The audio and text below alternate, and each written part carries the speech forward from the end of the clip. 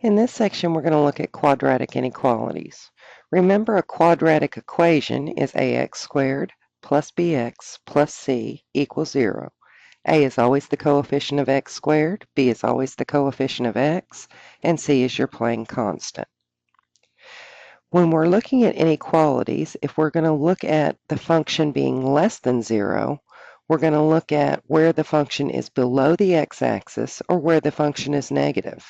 If we're looking for the function being greater than 0, we're looking for where the function is going to be above the x-axis or where the function is positive. Let's start off by looking at the actual function of x squared minus 2x minus 15. Let's find out first, where is the function equal to 0? Well, to find out the zeros, remember, we're going to set the equation equal to 0, and then we're going to solve. This one will solve rather easily by factoring. We're going to have an x plus and an x minus because the last sign is negative. The numbers that will multiply for 15 and add for negative 2 are going to be a negative 5 and a positive 3. Therefore, finding the zeros, if x plus 3 is equal to 0, we know that x is going to equal negative 3. And if x minus 5 is equal to 0, we know that x is going to equal a positive 5. Let's put those zeros on our number line. We have a 0 at a positive 5, and we have a 0 at a negative 3. You will notice that that breaks the number line down into 3 different regions. We have the first region from negative infinity to negative 3. We have the region from negative 3 to 5, and then the last region, or the third region, being from 5 to positive infinity. We can check the values of where the function is going to be less than or greater than 0 by doing a test point. When we do the test point, we want to choose a point in the region. For example, in this first region, I want to choose negative 4.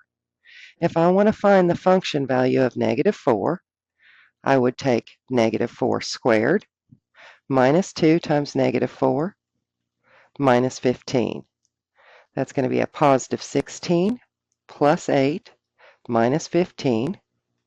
24 minus 15 is going to give us a positive 9. Since that's positive, I know this region, or the first region, will be positive. Doing a test point for the second region, let me find the function value of 0. If I looked at the function value of 0, I would have 0 squared minus 2 times 0 minus 15, or 0 minus 0 minus 15, which will end up being a negative 15.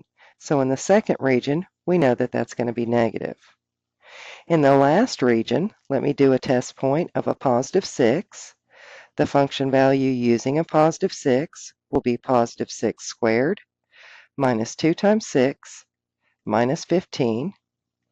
That's 36 minus 12 minus 15, or 24 minus 15, which again is going to give us a positive 9. So we know that this last region will be positive. If we're asked where is the function value less than 0, that's where it's going to be negative. It's going to be negative in between the negative 3 and the positive 5, and the endpoints will not be included because there's no equal to bar with our inequality. Had there been an equal to bar, we would still say the function is negative in between negative 3 and 5, except for we would include the endpoints. Where is the function greater than 0? Well, that's where the function is positive. That's going to be in region 1 and in region 3. To describe that in interval notation, that will be from negative infinity to negative 3, not including that endpoint, combined with positive 5 to positive infinity. And likewise, if we were asked where is it greater than or equal to 0, it would be the same solution we just got, the negative infinity to negative 3, except for this time we would include the endpoint of negative 3, and we would include the endpoint of positive 5. Now, you can do this easily on your calculator by going to your y equals and typing in the function.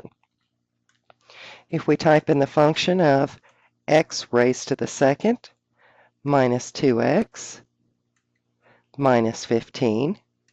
And look at that graph, we'll see definitely that we have the zeros at -3 and at +5. If we're asked for where is the function less than 0, where is that below the x-axis? Well, that's between the -3 and the +5. Or where is the function greater than 0? Remember, with interval notation, it's x values only. Since this keeps going up and out, it would be -infinity to -3 combined with 5 to infinity. So these are easily done if you can see the picture on your calculator. Let's look at our next example of x squared minus 3x minus 4 and find out where it's less than or equal to, greater than or equal to 0. The first thing we need to do is actually find the zeros. If we take the x squared plus 3x minus 4 and set it equal to 0, we'll factor that into two binomials. We know that we have to have an x plus and an x minus.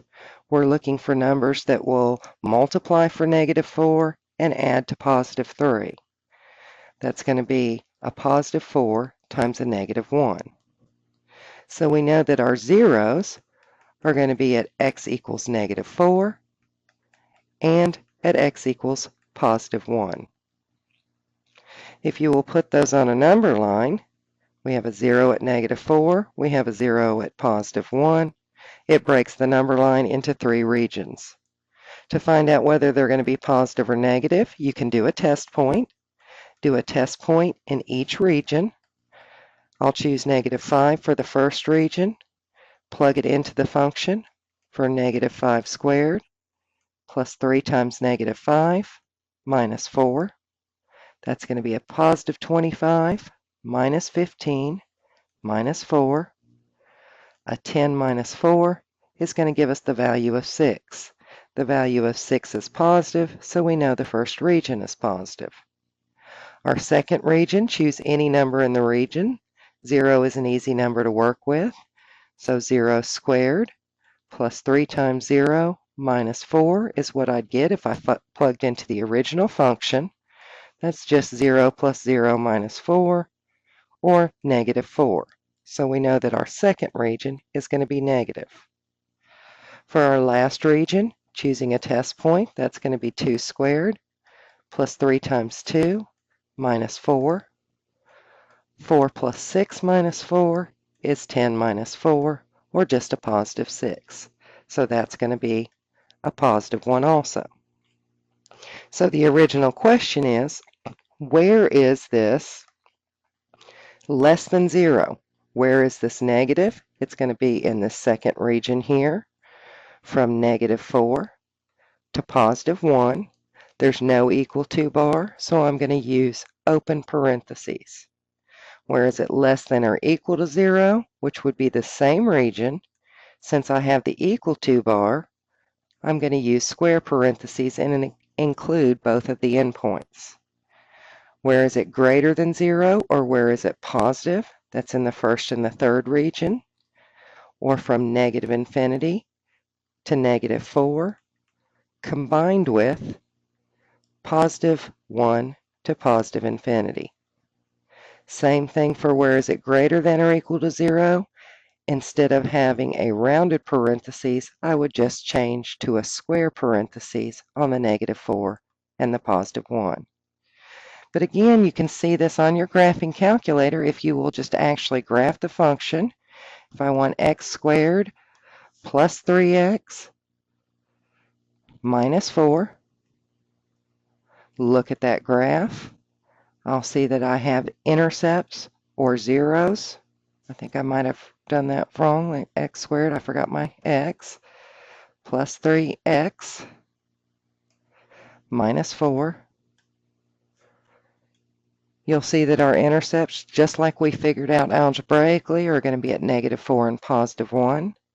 The graph is below the x-axis or negative from -4 to 1, and it's above the x-axis or positive from -infinity to -4 and from 1 to +infinity. Sometimes you'll see an inequality that is going to have you do a little bit of algebra work first. When it's not set equal to 0, we can't set it in the graphing calculator. But remember, if we will set each side equal to 0 by subtracting x and adding 2 to both sides, the question will be, where is x squared minus 2x minus 3 greater than or equal to 0? Let's do this one totally on the calculator. We'll go to our y equals, type in the x raised to the second power, minus our 2x, minus 3. Look at our graph. We can actually find the x-intercepts by hitting second trace, choosing number 2, cursor to the left of the intercept, hitting enter, cursor to the right of the intercept, hitting enter, enter again. We'll see that our first 0 is at -1. Verifying our second 0, second trace, choosing number 2, cursor to the left of the 0, hitting enter, cursor to the right of the 0, hitting enter again for the guess, and our second 0 will be at +3. So if we're asked, where is this function actually going to be greater than or equal to 0, by looking at the calculator, that is, where is it going to be above that x-axis? Well, that will be from -infinity to -1, and from +3 to +infinity. So from -3 to -infinity to -3, and +1 to +infinity. Now, those are the intervals, but you'll notice that you have a greater than or equal to bar there. Therefore, since it's greater than or equal to, we cannot use the rounded parentheses. We must go back and use the square parentheses, meaning the endpoints are included. Let's look at one last problem. On this one, if we're asked for where is x squared plus 12 less than 4x, set one side equal to 0 by subtracting 4x. We'll have x squared minus 4x plus 12 is less than 0. We can go to that y equals screen and graph the function.